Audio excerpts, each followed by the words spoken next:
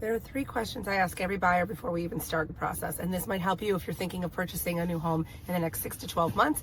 Hi, for those of you who don't know me, my name is Amanda Sabio. I am the broker owner of Sabio Realty. I apologize, I am just getting over a cold, so this raspy, crazy Phoebe voice, I won't be singing, is here to stay for a little bit, I guess. I ask my buyers 3 questions before we even start the process.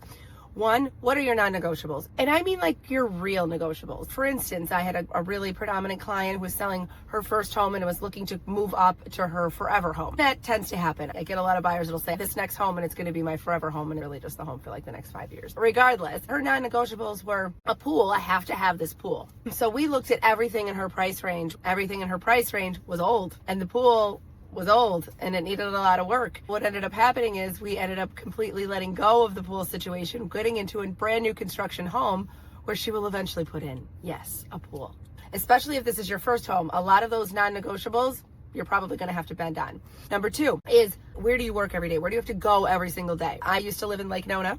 So we had all of our activities and my child's sports and stuff were up in Lake Nona, and we moved to St. Cloud. No big deal. It was only 15 minutes down the road. However, those 15 minutes during traffic peak times are horrendous. There was one time we actually had just decided to go out to dinner because there was a car accident. It was going to take almost an hour and a half to get home in 15 minutes. So some of these things actually matter when it comes to the location that you're looking in, because it will make you miserable. I'm not going to lie to you.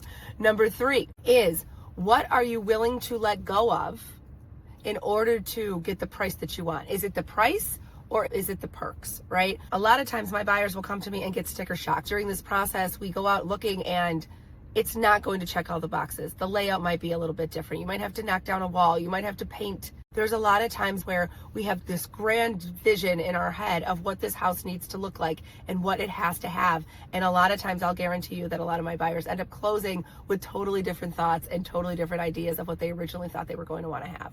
So you have to be willing to bend in this process as well. So the 3rd question would be, what are you willing to let go of if we do find the right location and maybe half of your wants? Are you willing to go forward? All 3 of these questions are questions I ask my buyers because after 21 years in real estate, this is what tends to happen with every single buyer. For those of you who don't know me, again, my name is Amanda Sabio. I'm the broker owner of Sabio Realty. If you guys need any help or any guidance, feel free to reach out to me. Have a great day, guys. Take care.